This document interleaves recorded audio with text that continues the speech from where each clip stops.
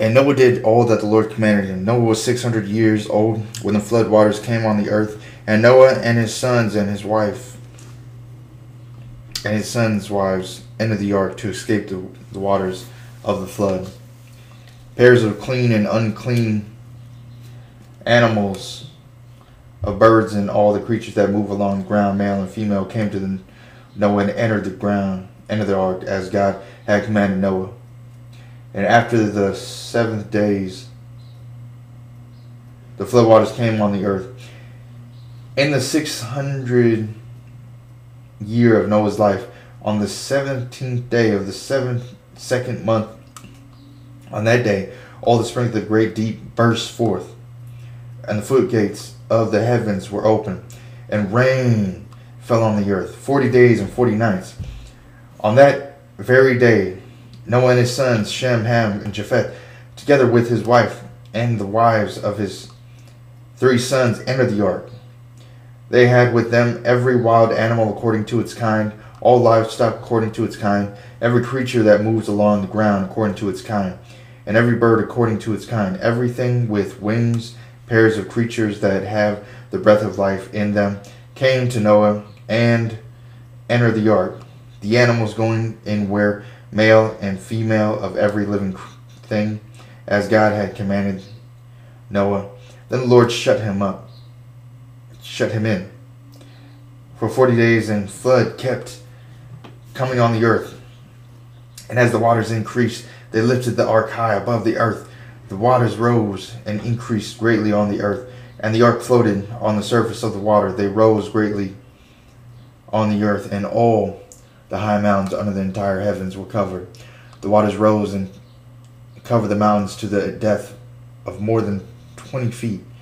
Every living thing that moved on the earth perished, birds, livestock, wild animals, all the creatures that swarm over the earth, and all mankind, everything on dry land that had the breath of life in its nostrils died. Every living thing on the face of the earth was wiped out, men and animals, and the creatures that move along the ground, and the birds of the air were wiped from the earth. Only Noah was left, and then those with him in the ark. The waters flooded the earth for 150 days, but God remembered Noah and all the wild animals and the livestock that were with him in the ark. And he sent a wind over the earth, and the waters receded. Now the springs of the deep and the floodgates of the heavens had been closed, and the rain had stopped falling from the sky. The water receded steadily from the earth, and the end of the 150 days the water had gone down. And on the 7th day of the 7th month, the ark came to rest on the mountains of Ararat.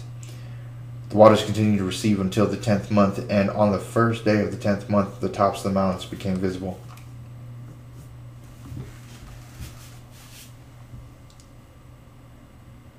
After 40 days, Noah opened the windows he had made in the ark,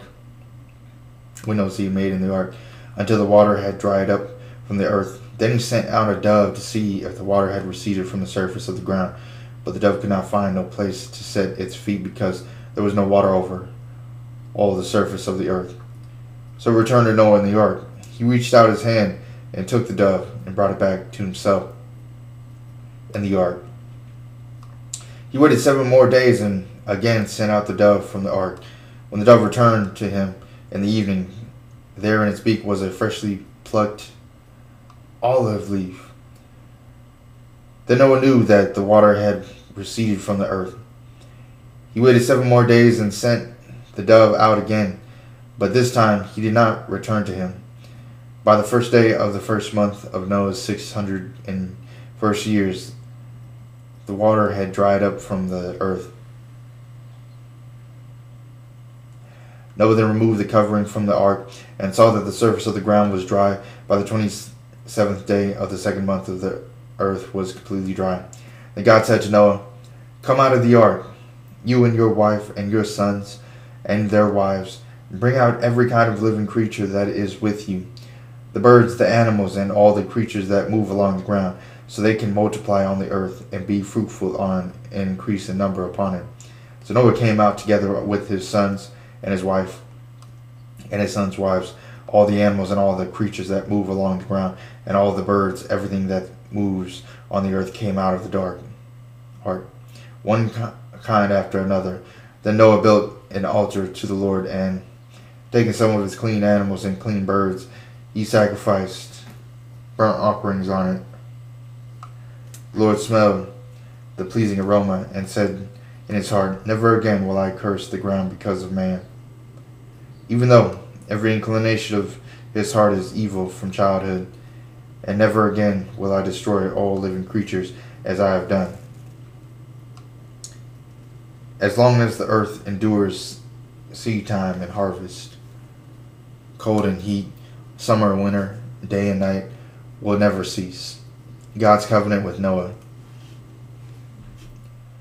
Then God blessed Noah and his sons, saying to them, "Be fruitful and increase in number, and fill the earth. The fear and the dread of you will fall upon all the beasts of the earth, and all the birds of the air, upon every creature that moves along the ground, and upon all the fish of the seas. They are given into your hands. Everything that lives and moves will be food for you. Just as I gave you a green plants, I now give you everything.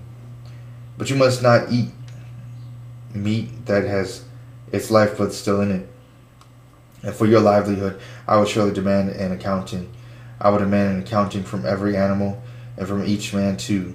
I will demand an accounting for the life of his fellow man.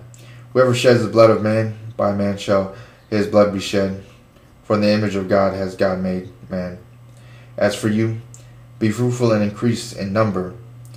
Multiply on the earth and increase upon it." Then God said to Noah and to his sons with him, "I now establish my covenant with you and your descendants after you, and with every living creature that was with you, the birds and livestock, and all the wild animals, those that came out of the ark with you, every living creature on earth. I establish my covenant with you. Never again will all life be cut off by the waters of a flood. Never again will there be a flood to destroy the earth." And God said, "This is the sign of the covenant I am making between me and you, and every living creature with you, a covenant for all generations to come. I have set my rainbow on the clouds, and it will be the sign of the covenant between me and the earth. Whenever I bring clouds over the earth, and the rainbow appears in the clouds, I will remember my covenant between me and you and all living creatures of every kind. Never again will the waters become a flood to destroy all life. Whenever the rainbow appears in the clouds, I will see it and remember the everlasting covenant between God and all living creatures of every kind on the earth." So God said to Noah, "This is the sign of the covenant I have established between me and all life on earth." The sons of Noah. The sons of Noah who came out of the ark were Shem, Ham, and Japheth. Ham was the father of Canaan. These were the three sons of Noah, and from them came the people who were scattered over the earth. Noah, a man of the soil, proceeded to plant a vineyard. When he drank some of its wine, he became drunk and lay uncovered inside his tent. Ham, the father of Canaan, saw his father's nakedness and told his two brothers outside. But Shem and Japheth took a garment and laid it across their shoulders. Then they walked in backward and covered their father's nakedness. Their faces were turned the other way, so that they would not see their father's nakedness. When Noah woke from his wine and found out what his younger son had done, he said, "Cursed be Canaan, the lowest of slaves will be to his brothers." He also said, "Bless the Lord, the God of Shem, and may Canaan be the slave of Shem. May God extend the territory of Japheth. May Japheth live in the tents of Shem. May Canaan be his slave." After the flood, Noah lived 350 years. Altogether, Noah lived 950 years, and then he died. The table of nations. This is the count of Shem, Ham, and Japheth, Noah's sons, who themselves had sons after the flood. The sons of Japhethites, Gomer, Magog, Madai, Japhan, Tubal, Meshech, and Tyrus. The sons of Gomer, Achnus, Rishbah, Togarmah. The sons of Javan established Tar, Kittim, and the Rodim.